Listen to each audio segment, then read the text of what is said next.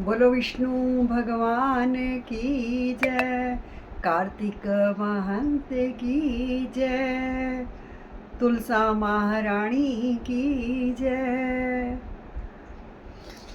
तुलसा महारानी नमो नमो, तुलसा महारानी नमो नमो, तुलसा महारानी नमो नमो, तुलसा महारानी नमो नमो, तुलसा महारानी नमो नमो। बोलो विष्णु भगवान की जय।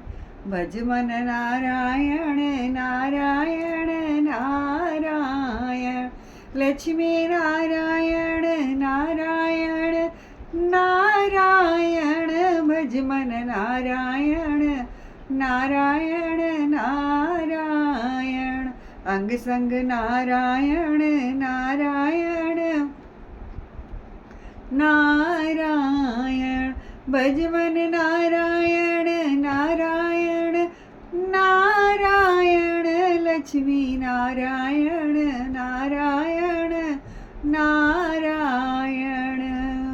बोलो विष्णु भगवान की जय, तुलसा महारानी की जय।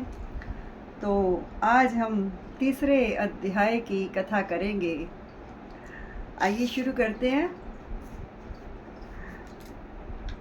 सत्यभामा बोली, हे भगवान, आप काल स्वरूप है और काल के संपूर्ण भाग समान हैं, तब फिर कार्तिक मास ही क्यों श्रेष्ठ है? हे देव, सब तिथियों में एकादशी और सब महीनों में कार्तिक का महीना ही आपको प्रिय है। श्री कृष्ण बोले, हे कांते, तुमने अच्छा प्रश्न किया। एकाग्रित होकर बेन के पुत्र पृथु और महर्षि नारद का संवाद सुनो। जिसे पहले पृथु ने नारद से पूछा, तब नारद जी ने कार्तिक मास की श्रेष्ठता कही। नारद जी बोले, पहले सागर का पुत्र शंख नामक राक्षस त्रिलोकी के मंथने में समर्थ हुआ। उसने संपूर्ण देवताओं को जीत स्वर्ग से निकाल इंद्रादि संपूर्ण लोकपालों के अधिकार अपने हाथ में कर लिए। सब देवता उसके भेष के मारे अपने अपने स्त्री पुत्र आदि लेकर बहुत वर्ष तक सुमेरु पर्वत की गुफाओं में वास करते रहे।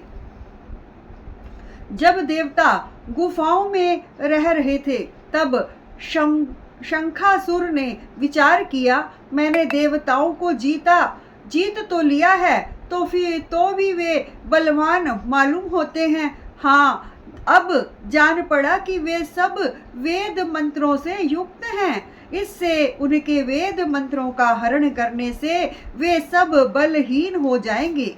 ऐसा विचार कर वह असुर विष्णु भगवान को नींद से ग्रस्त देख स्वयं भू ब्रह्मा जी के लोक में जाकर वहां से वेदों को निकालकर चलने को तत्पर हुआ।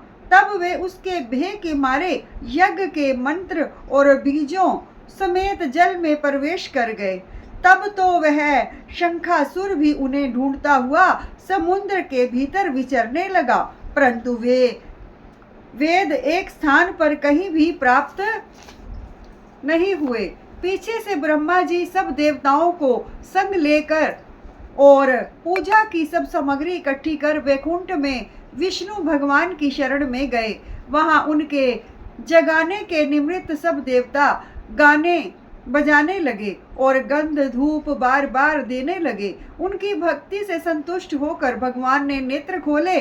तब सब देवताओं ने विष्णु भगवान के दर्शन किए और पौंड्रोपचार से पूजा करके दंडवत पृथ्वी पर गिर पड़े।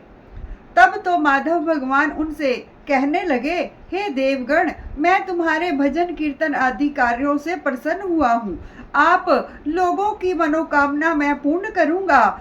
आश्विन शुक्ल पक्ष की एकादशी से देव उठनी एकादशी तक पहर भर रात्रि रहे।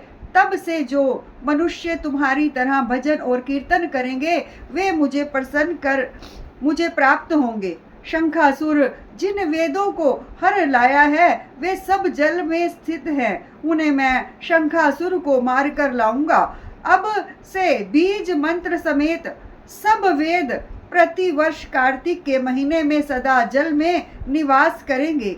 मत्स्य रूप धारण कर मैं जल में जाता हूँ, तुम संपूर्ण मुनियों को लेकर संग आओ। इस लोक में जो अच्छे मनुष्य प्रातःकाल स्नान करते हैं वे निश्चय अक्षत स्नान के फल को प्राप्त होते हैं। जो कि कार्तिक में सदा व्रत करते हैं उनको हे इंद्र तुम मेरे लोक में पहुंचा दिया करो। हे यम तुम सदा उनकी विघ्नों से रक्षा करते रहो, और हे वरुण तुम उनको पुत्र पौत्र आदि देते रहो। हे कुबेर तुम उनकी धन वृद्धि करो, जिससे यह मेरा रूप धारण कर साक्षात जीवन मुक्त हो जाएं। और हे अन्य देवताओं जो जन्म से मरण तक उन बातों को धारण करते हैं वे तुम्हारे द्वारा भी पूज्य है। जैसे तुमने मुझे एकादशी को जगाया है इसलिए यह तिथि सदा मनाने योग्य है। भज मन नारायण नारायण नारायण, लक्ष्मी नारायण नारायण नारायण। भज मन नारायण नारायण नारायण, अंग संग नारायण नारायण नारायण। भज मन नारायण नारायण नारायण, अंग संग नारायण नारायण नारायण। बोलो कार्तिक महात्मा की जय, तुलसा महारानी की जय।